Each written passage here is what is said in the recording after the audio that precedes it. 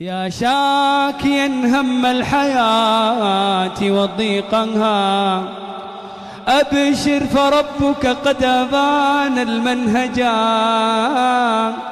من يتق الرحمن جل جلاله يجعل له من كل ضيق مخرجا. يجعل له من كل ضيق مخرجا.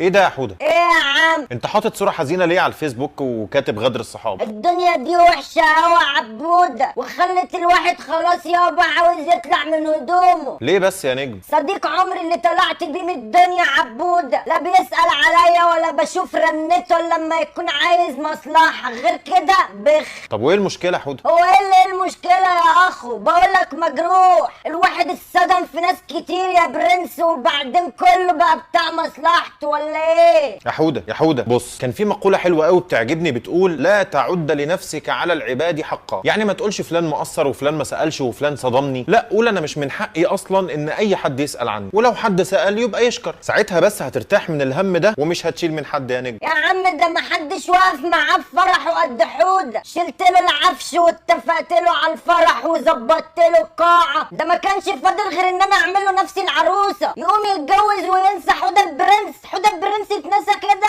لا لما شفته بيتصل بيا فرحت، طلع معذور في قرشين وعاوزنا اسلفه. الدنيا وحشه قوي يا عبود، الدنيا وحشه قوي صدقني. صاحبك مش وحش يا حوده، صاحبك في دوامه الحياه اللي بتفرم اي حد. صاحبك معذور وبيحبك يا نجم، ومرضيش يكسر نفسه ولا يذلها بالسؤال لاي حد الا الاقرب الناس ليه اللي هو انت يا حوده. كل الناس يا حوده بتجمعها المصلحه، حتى الاخوه في الله، ناس مصلحتهم مع ربنا بيدوروا على جنته ورضاه. سلفه يا حوده لو معاك وما تقساش عليه وما تقاطعهوش، واسال عليه انت والتمس له 1000 عذر. يا عم ده كان بيقول انا بيع الدنيا كلها عشان حوده، ولما دخل الدنيا نسي حوده واللي جابه حوده. التجارب اثبتت يا حوده ان اللي ممكن يبيع الدنيا عشانك البقال وابوك وامك، ولو دورت عليه برضه هتلاقيه بيع مصلحه. فما تزعلكش قوي كلمه مصلحه. البقال لو طلبت الدنيا كلها هيجيبها لك لانه هيقبض، وابوك وامك لانك ابنهم ومن مصلحتهم ان انت تبقى كويس، يعني برضه مصلحه يا زعيم. تعرف يا عبوده انا خفت منك حقيقي، انا كحوده خفت منك. اوعى تكون انت كمان قاعد معايا عشان مصلحتك يا عبوده، اوعى. والله في الحقيقه يا حوده انا بحاول اوصل بعض الافكار للناس، والناس ملت من الاسلوب التقليدي وتقل الدم في الطرح، وحبوكك منك واد برنس يعني وعلى وضعك وكده. فانا الصراحه جايبك معايا عشان الحال يمشي والناس تعجبها الحلقات وتشيرها وتوصل لاكبر عدد ممكن بس. خبر اسود يا جدعان، خبر اسود. حتى انت عبوده اللي كنت بقول عليك طيب تطلع بتاع مصلحتك.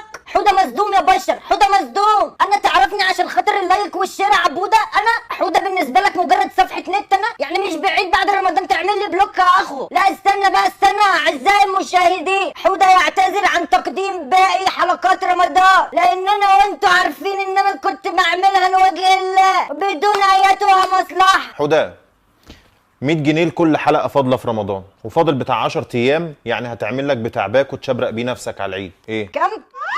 طب احتراما للناس اللي متابعه حوده انا هكمل بس لغايه اخر رمضان، بس بعد رمضان ما يخلص يا اخو مش عايز اعرف واحد بتاع مصلحته زيك، ماشي؟ الحساب يوم بيومه بقى ولا هتدومنا على بعضيهم متأسكين؟ ها؟ رمضان رمضان رمضان